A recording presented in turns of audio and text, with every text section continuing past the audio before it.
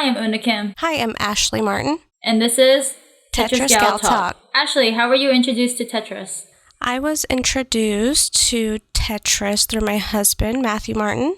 You might know him as Rookout Rogue on his Twitch channel.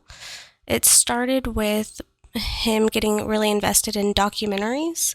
He watched the Donkey Kong documentary, which I'm not sure the name of it. I think it's King Kong something. King of Kong, yeah. And after he watched that, it actually suggested to him that he watch Order of Ecstasy, which is by Robin Mahara. And when he watched that, he realized, oh, there's actually other people who play Tetris, and they actually are better than me. He thought he was the best Tetris player in the world at the time. Mm-hmm. And so he's a very competitive person, and when he realized, oh, there's people out there that do this competitively, he obviously had to join.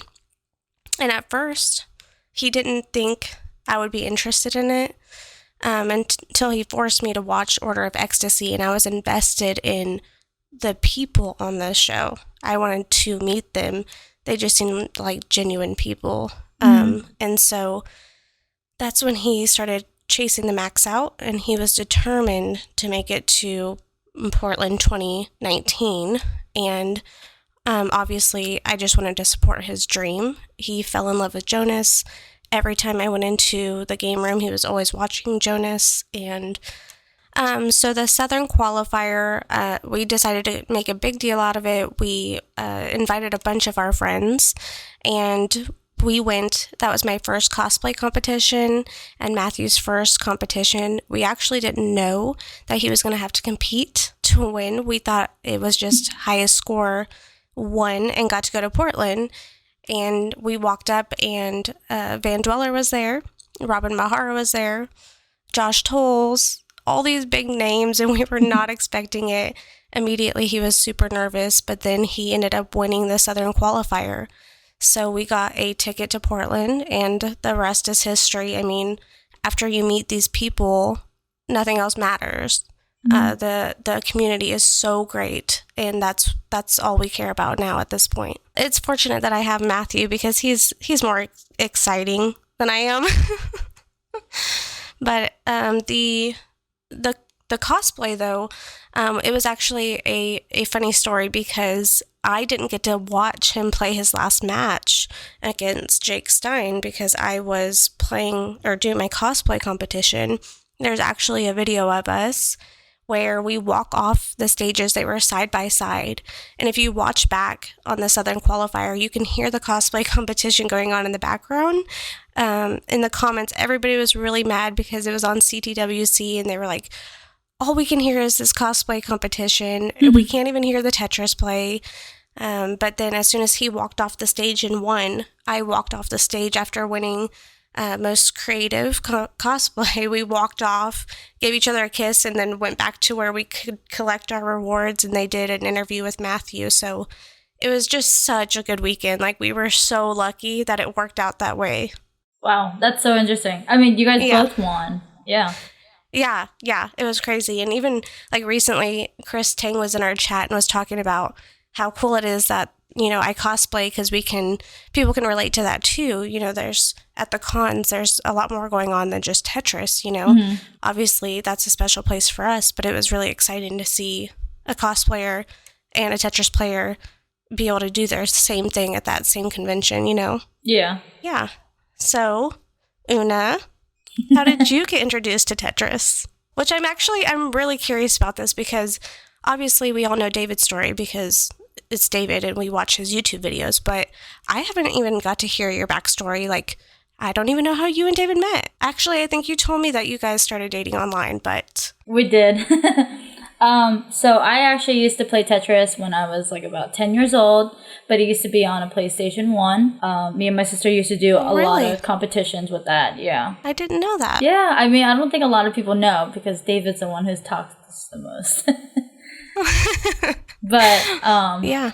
I also, I guess, around 2018 is when I met David, which is also a game scout.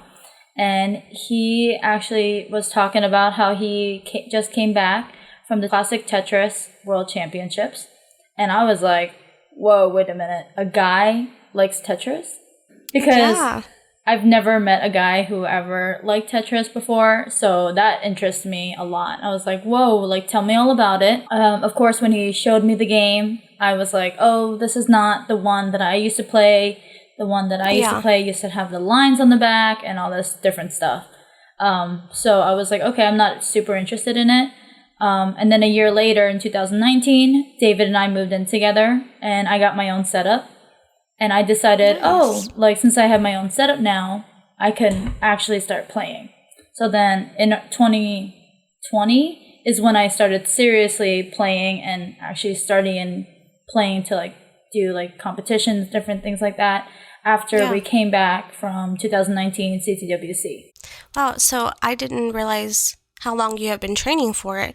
And it's funny because you went for, oh, this is something I can do. I'm going to get competitive at this. I'm going to get good at this. Where I didn't go that route for some reason. I was just like, oh, I like these guys. Like, I'm going to hang out, you know?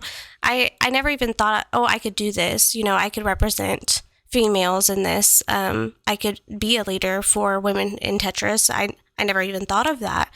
It wasn't until rolling started, actually, that I even got interested in playing, which is weird because I'm a fan of DAS over rolling or tapping, but for some reason, I just started feeling like, hey, I'm going to start out, and I'll start out rolling, and maybe something will happen, and yeah, that's weird that you automatically went to, I can do this, I can be competitive at this, and I was just like, cool, when's the next party? I actually did do that. Well, in the beginning, I was like really shy. I didn't know anybody, of course, and like David's like introducing me to Jonas, Heather, Swavar, like Yanni, and all these different like top people, and I'm just like, hey, I don't know who you are. Yeah, and then 10 minutes later, David's like, oh yeah, he's like the top player, or oh yeah, he's the European top champion or something, and I'm like, you let me stand there and just talk?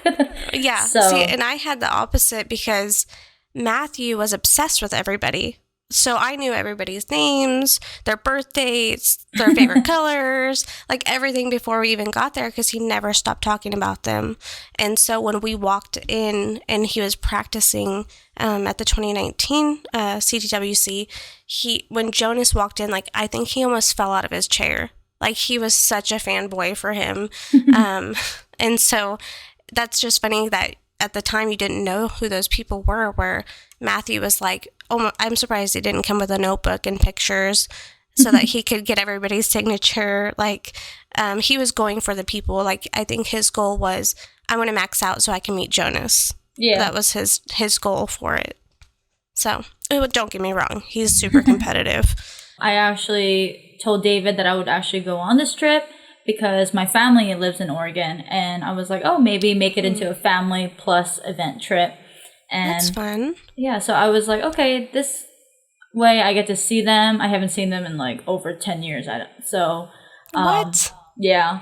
You didn't see our family for 10 years? It's like my extended family, like my cousins and stuff like that. Yeah. Wow. So well, that's cool.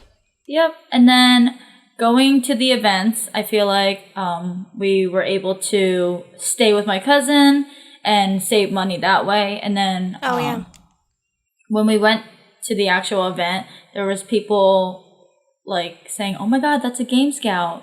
And I'm like, oh, that's weird. And I'm like, and I was like, wait, who is that? Like in my brain. But then I was like, oh wait, it's David. You know, it's for me. I'm like, okay, that's him.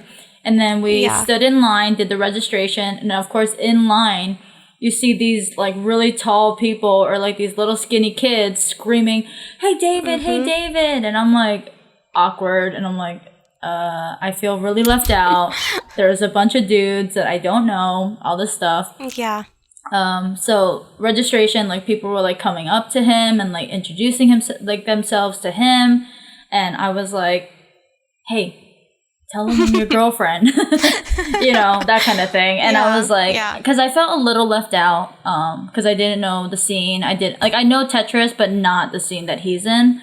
And then of course, after registration, I was like, okay, this is going to be fun. Like, I'm excited. Like, I don't want to be like this Debbie Downer type of person. And while we were waiting, I met Friday Witch, which was somebody that I've been like watching on like streams, and I'm just like, oh my goodness, David, I know who that is. Like all this stuff. Isn't it such a weird feeling? Yeah. So then I was like sitting with her the whole time until the event actually opened. And then when we got closer, David was signing up to do, I guess, the competition part. Like you have to sign waivers and different things like that. And I was like looking in the rooms, and I just see all these like little tiny TVs, and I'm just like, what are those? Like, wait a minute. And David's like, oh, those are the TVs that you have to play it with when you're, playing. And I was like, oh, I didn't realize that, because when I grew up playing it, I also had like these really huge CRTs, but like it wasn't like I didn't realize that that's the TV that you needed for that game. And then of course the second day, I guess it was like the first day, everybody was like lining up, and I was like, why am I in this huge line? And like, I don't know what's going on, and everyone's talking to each other, and like, I was like, this line is super long, and I'm not even playing it, So it's I was just there to film David's experience. He didn't ask me to film, but I just wanted to do it, so that we have backup footage, and if nobody else is actually filming him. Yeah. And then of course I met you guys, I think. I don't know if it was in the beginning or at the end. Yeah, the whole timeline just kind of gets blurred. Like, I don't remember what happened on which day. But that's also, there was so much adrenaline, I feel like. Well, at least for us, we were so nervous. So I feel like I blacked out in some spots. Like, I don't have memory on some of the events that happened. Whoa, like in person, like there's so many people like dressed up, and of course at that time I didn't know anything about Star Wars, so like I'm like, oh, I think I know what that is, and this and that. Wait, you didn't know anything about Star Wars? Yeah, not at that time. I don't think I got into Star Wars until 2020. Did David introduce it to you? Yes, he did, and I'm so glad. And we watched Lord of the Rings and The Hobbit. Yes. Great movies. So I'm definitely hooked now. Yeah. What about the after party? We definitely wanted to go. So we, I think, kind of settled in. I think we went back to my cousin's house. And then once it was time. Because you were visiting your family, so. Once we were like, okay, it's time, let's take an Uber, go down there, or a Lyft. I'm not really quite sure which one it was. And we got there, and I was like, why are we going down this like super dark alley? Yes, it was so creepy. I was like, no lights, okay. And then all of a sudden you hear this loud music and all these people, and I was like, oh, this is a lot of fun. So we were like, okay. And it was a lot of fun. I got to meet more people. I feel like a lot of people were loosening up. I definitely was loosening up. Yeah. I got to meet so many people, but I didn't remember any other names. And then now, of course, now it's 2021, I actually met a lot of those people again. And I'm like, oh yeah, like we definitely met before. And they're like, yeah. Like in 2019, which is like, so far away, like a long time ago. For sure. I guess, how did you feel about watching Tetris at 2019? I didn't think that I would get as into it as I was. Obviously, I'm invested in Matthew's gameplay. I get really nervous, though. Like, I was almost sick the whole weekend, and I think it was just because this was Matthew's introduction, right? However he played is however people were going to remember him, and he wanted so badly to be close to those people. He felt like, I need to make a name for myself here, so that it was almost like imposter syndrome for him. He just wanted to feel like he was supposed to be a part of the crowd, Mm-hmm. And of course, like one of the first players he had to play against was Harry Hong, and he's like, okay, like I'm done. I got to qualify, but there's no way he thought he was going to take out Harry, and watching that, oh my gosh, talk about being stressed out. Matthew wanted to beat Harry so bad. There's just something about it that he just felt like, I just got to take this guy out. And he always takes his games to a decider too. So then it's more nerve-wracking, you know. I don't even know how Harry topped out a few times early. Matthew felt like he got lucky, but then he got to do the same thing with Buko, which is like a crowd favorite. I remember the crowd, everybody was cheering for Buko. Nobody knew who Matthew was, and I was getting mad, like, that's my husband. He's going to beat Buko. I know it, you know. I was like the only person cheering for Matthew. But we were really lucky and fortunate in that we got to go to the Southern Qualifier, because when we got there, we were really overwhelmed. We walked in, everybody knew each other. Yeah. And then it's just me and Matthew. You know, we got flown out there. And so that was the only way we were going to be able to go. We don't have a lot of money. There was no way we were going to be able to afford to go to Portland. And so we were kind of like, if we don't win the Southern Qualifier, we're not going to get to go. To me, it was just, there was no way it could have worked out better. We wouldn't have been able to go, and we did not know, you know, that would be our last time to meet Jonas. And that was Matthew's dream.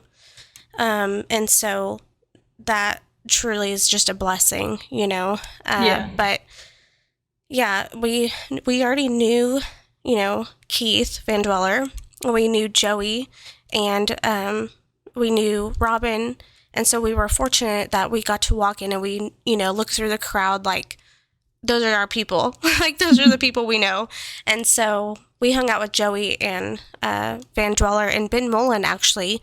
It was kind of that group that we got stuck with because we were familiar with them, and they were so great to us. I remember the whole time Matthew was playing, like Ben's wife, Joey's wife, Kim, they were all just like holding my hand, like, it's going to be okay. Like, we understand, we've been doing this for years, you know? Yeah. But there's something about, and I cannot wait for another live event after experiencing that. Feeling the crowd around you, rooting for these people, is just something different. I can't even really explain it. How excited everybody is. You wouldn't think people would get that excited about Tetris, but even when Matthew played Bat Boy, it was like they did a simultaneous Tetris, right? They built exactly the same, and the crowd lost it. Like, you would have thought, like, the Super Bowl just ended over just, like, they just played the same Tetris set. It was so funny, but, so I fell in love with Tetris because of going to a live event, just experiencing that and how friendly everybody was. Like, we almost didn't go to the after party. Matthew and I were actually on the fence. We were exhausted. Matthew played every game at the last time slot. So we were having to wait all day for him to play his matches, and all his matches went to a decider. And so we hadn't eaten. Like, we didn't eat that day. We just drank a lot of coffee, and with the adrenaline, you know, it's like up and down. It was like nerves, and then he would win, and then we'd crash, and then nerves, and then he'd win, and then we'd crash. And so at the end of it, we were like, oh my gosh, like, we have to get up early for our flight. Let's just go back to the hotel, order pizza, and pass out. And then Vince Clemente was like, you guys are going to the after party, right? We're like, I don't think so. He's like, no, you're going. Like, you have to go. It's important. Like, the whole point of this is to go to the after party afterwards. And so we were like, okay, like, we'll go. And we were in our hotel room, like, pacing back and forth, like, do we go?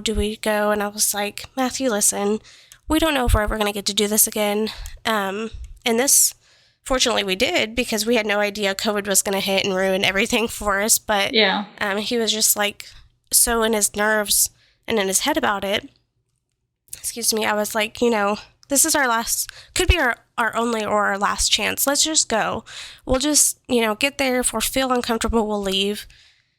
And then the first thing that happens is somebody's like, Matt, oh my gosh, like, you took out Harry, you took out Buko, and they were buying him shots, and it was just like, wow, okay, like, we are welcomed here, and I'm so thankful we went, because we got to spend time with Jonas. I actually probably talked Jonas's ear off, and Matthew talked a lot to Heather. He cuddled Jeff more on the couch, And it was just such a fun experience. And now all we've done is just wait and wait for the next live event because it was so much fun. Even though it's a lot of nerves, it's worth it to get to hang out with the people, you know? Yeah, totally understand. That's why I actually like it too. But of course, like, I didn't experience, like, I feel like now this year in 2021, I've been to a lot of different events. I've been to the World Puzzle League. I went to Southeast Qualifier. I went to Blank's Garage. And then, of course, throughout a lot of those, I was mainly the only girl that was playing. There was another girl who hung out on Jonas's streams. Her name was Sunny Jim. So she and I actually was able to talk together too in Ohio. But a lot of the guys, or, you know, the younger boys, would look up to David and be like, oh my God, like, we want to talk to him only. We don't know who you are. So it made me feel like, oh, like, maybe I'm not good enough. And like when I was doing a lot of the qualifiers, because David was like, oh, it'd be fun if you, you know, did compete. Like, I know how good you are, that kind of thing. And it's like, yeah, I know I'm good. But when I get there, so many of the guys there make me feel like I'm not good enough because there's not enough, you know, boy-girl combination of people around for me to be like, okay, like, you know, at least there's another girl. I'm okay. I can actually do this. Or it's just a bunch of guys and I'm like, I'm not even going to compete, you know, that kind of thing. But that's the thing for you, Oona, is that you felt that way. Well, there might be other girls that feel that way, but you are the one, I feel like, in the best position to say, hey, I'm going to do this competitively, and I might be one of the only girls, but you're opening that path for the other girls. I feel like how people look up to David now, that's going to be how people look up to you in the future if you start competing, honestly. I mean, I would like to just keep competing, I guess, in every tournament that I go to. I know I'm not going to make it at all, but it's just me keep going and just showing off my moves, you know? Yeah. Yeah. Well, even if you don't make it, it's still important for other girls to see, you know, like, hey, I can do that too, you know? Yeah. But yeah, I think it's important that you just get out there and show your face, you know? I don't know if I would ever compete, but I don't know. I don't know if I can handle the nerves, honestly. You guys see me when Matthew plays, I'm like, oh my gosh, is this happening? I don't know how I would even handle the nerves if it was like me actually playing, especially playing against all these people I know. I would freak out. I don't know how Matthew does it. Yeah. I mean, the way that I started out was doing Classic Tetris League, which is CTL, where you basically play like a group of people that are in your PB range, which is your personal best range, and you're just playing them twice and seeing who gets the highest score, I guess, or highest highest wins. So I'm just like, okay, like I could totally do this. And apparently when I first did my first season, I beat the world record of finishing in like less than 5 days of competing with everybody that I needed to compete with twice. And wow. Yeah. See? Look at you go. I think you're confident too, and that's important. You're like, no, I can do this. And you're a competitive person. I've unfortunately never had that in me. But I think being competitive, being a female, being confident is what you're going to need. You have to feel confident going against all these guys, right? Yeah, definitely. So I wanted to talk about what this podcast is and what your thoughts are about it. My thoughts on our podcast. First of all, I was just so excited that you reached out to me. We had talked, I don't know, it was a while ago. I think back after 2019 CTWC, we talked a little while back and forth, and I felt like we related a lot, you know. I feel like David and Matthew have a lot of similarities, same you and I do. And so when I kind of disconnected for a while, I kind of go off grid sometimes. I'm just like, no, I can't do this right now. Anytime I'm kind of dealing with things like anxiety, I just have to step away. But I finally started getting back on, and then when you just messaged me about getting on the Discord, and I was like, what? Like, yes, of course I want to join the Discord. I definitely saw that I saw the empty slot that needed to be filled that was something dedicated just for the females that are in Tetris. I don't know. I just didn't feel like I was the person to step up for it, you know? I didn't want to try to step up to something I couldn't commit to or totally go in, full-fledged with it. If there was something that was going to be started, I wanted to make sure whoever did it, it was going to stay, because the girls, they need a place to go and feel like, this is my spot, this is my tribe, these are my people. And it's not that the girls don't get along with the guys or, we don't feel comfortable around them. These Tetris boys are my favorite people. I love them all. Some of them, the younger ones, are like my little babies, but it's not the same. It's just not. Having a relationship with another female where we can feel like you get me, I saw that it was lacking.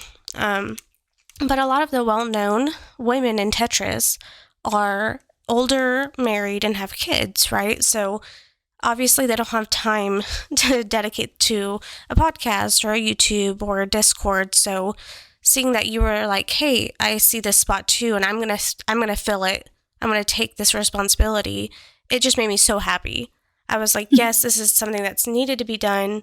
Somebody's finally stepping up, and so I instantly was just like, whatever you need, whatever Oona needs for this, I'm gonna be there to support in the way I can. Which I'm so thankful for, actually. Yeah. No, anything I can do, I've told Matthew this before, I want to be a part of this community too. So anytime anybody asks me for something, I want to be able to do that. And so when you reached out, automatically I'm like, ideas and what can I do? Like, how can I help? And fortunately, you already had a bunch of ideas yourself. So you were like, this is what it's been on my mind. And and obviously doing the art for you, that comes naturally to me. Designing websites, whatever it is, hopefully we can do some more exciting things in the future, and some YouTube content. But yeah, I'm just here along for the ride. I'm excited to meet people, excited to show, the Tetris community who we are. We're incredible women and we have stories to tell, and I'm so excited about it. Same here. My main reason why I wanted to make this podcast and YouTube, and as well as opening up the Discord to all women, so it's because mainly I felt lonely, and I had I didn't have any problem talking to the younger guys or the older guys. I felt like I made really good friends with them, and like I was able to connect with them. But then of course girls, we need girl time and we need girl talk and different things. So that's why it's called Tetris Gal Talk, because you get to talk and kind of get to know each other on a different level that, they kind of understand you a little bit more than how guys understand you. And then I also wanted to have a space where I can express myself without having to worry about, no, you can't say that. Or like somebody pushing my ideas down to the ground and stuff like that. So I'm hoping that this podcast helps other women come out and be like, hey, I'm actually into Tetris too, and I want to compete like you compete, So I didn't. I kind of wanted to be that spotlight kind of for women, only because I see David do it all the time for all the younger guys, all the older guys. So I was like, I want to be that too, because that's who my boyfriend is. And I want to show that, I'm not just a sideline girl. I want to show that I can compete. I can, edit. I can do all these different things. I can interview people and shine the light on all the women that, usually don't get the spotlight. For sure. Yeah. And I think that it's not just about girls needing to talk to other girls, right? Mm-hmm. I think it's just that there's something beyond the chasing the max out and chasing those PBs. Like, That's great. And I love talking to everybody about that. But I feel like when it comes to sitting in a Discord where it might be a Sunday night, you're worried about going to work the next day, having a group of women ready to just tell you it's going to be okay, that's important. It's something I didn't have until we started the Discord, honestly. I have Matthew, he's my best friend, but I didn't have it feels like an army, they're just sitting there waiting to help you with whatever you're going through, or you're mad and they're like, let me be mad with you. It's totally. It's something that's needed. And so I was really excited because I feel like at any time I can get on there and be like, hey, I'm struggling with this. And they can say, I've been there. I've struggled with that too, Yeah. And I love how it's like a variety of people, like of ages, actually. It's like 16 to like 30 to like 40, you never know like how old people are. And they're going through the same thing, or they went through the same thing. And it's just like, oh wow, like I can connect with you. And it's like, I'm not really quite sure, but like it's just a different feeling for me, because only because every time I went to a competition, it's all guys, and I feel like we can be friends, but I needed that like girl contact in a way, so that we can actually talk about different things that you can't talk to a guy about. Same thing for me. I'd never had any real like close girlfriends ever. So of course David's my best friend too, and I'm just like, like I was asking him like, oh, is there a girl Discord, a woman Discord, any Discord for women, anything like that? And he's like, I mean, they probably have like these like secret little things going on, but not like an actual Discord for all women. And so I was like, all right, I'm gonna start one. And I was like, can you help me set one up? So and I feel like there's a gap there between the older, because it seems like this with the men too. It's like the older generation, the vets, and then younger. There's not like this middle ground. Like I feel like my age, Matthew's, David's, and yours were kind of in this weird middle section where it's like we're not teenagers, but we're not like having babies yet, and it's just a lot of the older women I connected with. I love them all, but I don't have kids, so I don't necessarily relate to them fully, and they don't have the time that you and I might have. And the younger girls are in school. They also don't have the time to devote to it, and maybe not the resources. You're lucky to have David, who has endless resources for you, and Matthew's fully committed to streaming, so we already have everything we need. So it just kind of got lucky that we're at that age and that time and have the resources for it. And I think that's part of why it hasn't been started yet, because those girls have been there. We've all been here, but there hasn't been the right people or the right time to start it up. Yeah. I mean, I'm super excited that you actually agreed to doing this with me. I mean, I feel like you and I definitely, when we met in 2019, and then I followed you on your cosplay and different things, and I was like messaging you like, hey, how are you doing, different things, and then all of a sudden you stopped talking, and I was like, wait, do I message her, do I not message her? I'm just like, goodbye world.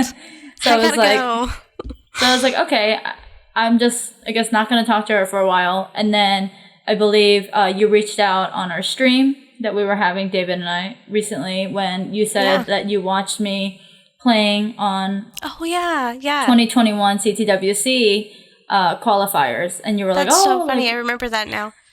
You were like, oh, I was so excited to see you, and I was like, oh my god, like people are watching me, Yes. No, I actually walked in the stream room, and Matthew was watching Tetris, obviously, and I just glanced at the TV, and I was like, is that Oona? And he was like, yeah. I'm like, stop it. I did not know she was doing this. And I immediately was like, where's my phone? Like, I gotta message her. Yeah. I was so excited. I was like, I have to let her know that I saw her. I'm rooting for her.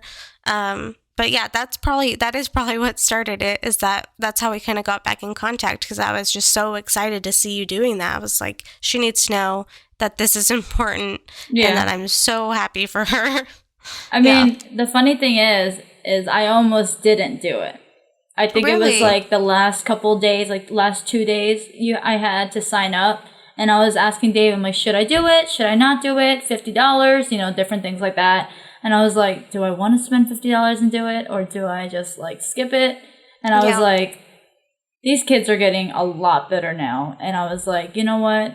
I think I'm going to do it. And then I decided to do it. And I was just like, now I'm super glad that I did, because if I didn't, you wouldn't have reached out and, you know, where would this be, you know? Well, and I think it's good to show, like, hey, I might not be rolling, I might not be the top of the top, but that doesn't mean you don't love Tetris and that you're not trying. And I feel like anybody should feel like they can try to qualify. Exactly. It's crazy out there now. You know, having to get several max outs just to get in the gold bracket is insane. Okay. But they have different brackets now, and you never know, you might just squeak into one of those brackets, and you never know, like, what if you get your PB while you're qualifying? You know, so it's important that you just get out there and do it. And I'm so glad you made that decision. I had no idea that was even going to happen, and so when I saw that, I was like, oh my gosh, she's doing this. Like, she is getting out there, and she's going to take over Tetris. Tetris in a different way, I guess. Take over in a different way. Yeah. So I do have a question for you. I'm curious because, I have played a little bit, and by that I mean like maybe an hour total. And my PvP is 80K, okay? Nothing exciting. But at first, when I first started playing, I thought, oh, I have a great Tetris player that I live with. He can teach me. But I don't know if that's the best way to go about it. I was curious, how have you been practicing to get better scores? Sure. So when I first started, I don't think I even got past like 100. Well, that makes me feel a lot better. Because, I mean, it took me a really long time. And now it's been, 2 years, right? No, it's only been, I guess it'll be almost 2 years at the end of this year. So when I first started, I was starting at level 0. Because I was like, I've never played this kind of Tetris before. I played, you know, like Tetris Plus, which is on the PlayStation. I played like phone Tetris, different things like that, or like Tetris Friends. But like there was always a hard drop button for me to use, and of course there was like a lined or a grid back. For NES Tetris, there's none of that. It's like you have to like think of where the pieces are going, and I only used to be a one flipper, which is I used to only use A or B. That's what I do still. So my brain is like, why learn both when you can just use one? Yeah. So like I'd be like flipping all the pieces all in different kind of ways, and David's like, there's a second button. And I'm like, yeah, but I don't use it. That's one more thing for my brain to try to figure out. Exactly. So I started really playing seriously starting in 2020 in January. And then in about 2 months, around February, I got a PB of 182,000. And that was like me playing. Just 2 months? Yep. That was me playing all the time. And then a few weeks later, I actually got another PB and got 282,000. And I was That's a big jump, too. Yeah. So I was like freaking out. I was like, oh my goodness, I'm actually playing. And then I wanted to do better than that, of course. So now it's like the build up. It's like, okay, I know how to place the pieces. I start actually using both buttons. At this time, I don't think I was using the next box as much because I can't think. Yeah, that's a struggle for me. Yeah. And then down the line, towards the end of April, I also got the 386,000 new PB. So basically, it's just a lot of practicing. I feel like at this point... That's what Matthew has told me, but I just don't... I never believed him. I'm like, no, you're just good at it.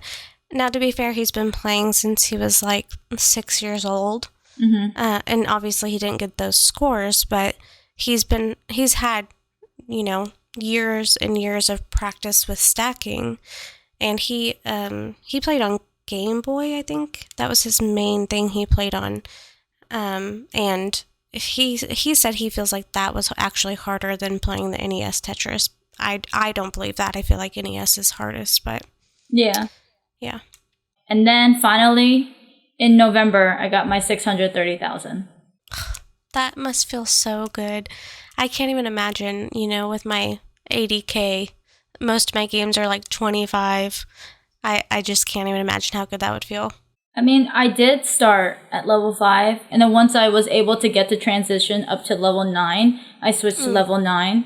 When I was able to get the transition from 9 to 15, I switched to 15, 15 to 18. Okay, that's good to know. Yeah. Yep. So once I got to 15 to 18, I kept doing 15 to 18 like over and over and over and over until I was comfortable to do 18.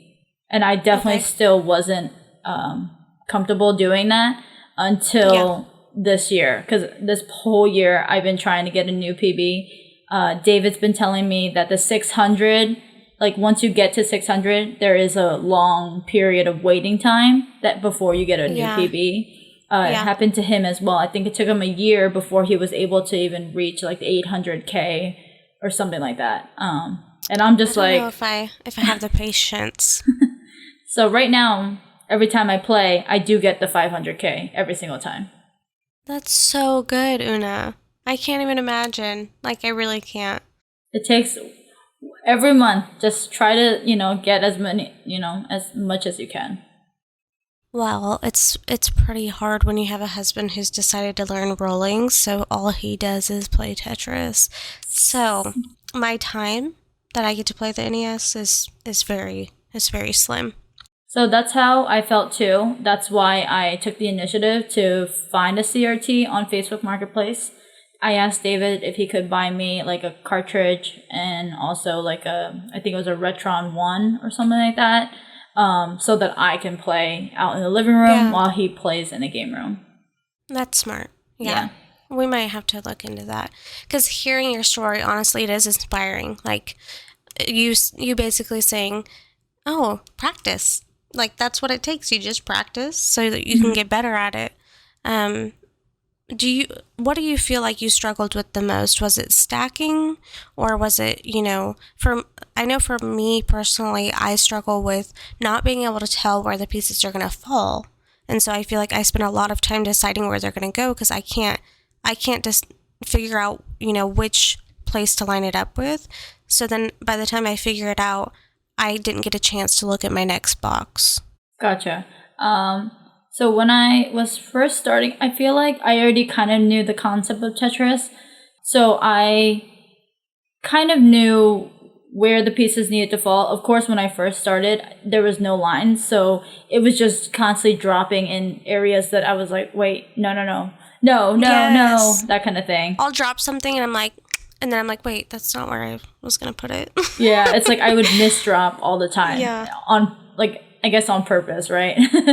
So, I think right now, now that I'm at a 600K PB, I definitely struggle still with looking at the next box. I'm more aware of it, but if I'm looking at where the next box is, I'm not technically watching where the pieces are falling, because I'm like, okay, I know where I want to put it, because you kind of have to memorize your board in a way while you're looking at your next box, which is also super difficult, because I know a lot of top players, they keep to one well on the right mainly, or the left, depending on what level they're at or what side they choose. But for me, I see myself changing my well all the time. That's sometimes not bad necessarily. I mean, that just shows you're willing to improvise to get your stack, clear where it needs to be, right? I feel like to me it shows that you're able to understand the pieces more. Well, maybe that's just because I've watched Matthew play so much, and he's just like wherever he feels like having the well. I guess that's not common. Yeah, so I don't think it is common, because in other Tetris players' minds, it probably looks like I'm disorganized in a way. Like I'm not stacking all on the left side to build out, the Tetris on the right, or building all the way on the right to have one Tetris in the middle. So then it does. Yeah. I try to teach myself to do one side or the other, but my brain just can't function that way in a way, I guess. Yeah. It can't just be like, okay, I need one well only, and I'm only gonna stack on the one side, because my brains don't know where to put the pieces then. That's why I think that's why my well switches so much. Interesting. Please like and subscribe on our YouTube channel if you like the content. Please share with your family and friends. Thank you guys so much for listening. We appreciate it. If you like what you heard, just, share this with your family and friends. Like it, download it. Keep a lookout for our next episodes. We just appreciate you guys coming out and listening to us today. All right, so please stay tuned. At the end of this month, we'll be bringing out another episode where we'll bring out Pastel Charlie, who is our next guest on our podcast, as well as our YouTube channel. You can also find us on Instagram if you want to go ahead and give us a follow there. Anything you do supports us. And thank you again so much for listening, you guys. We really appreciate it. Thank you. Bye.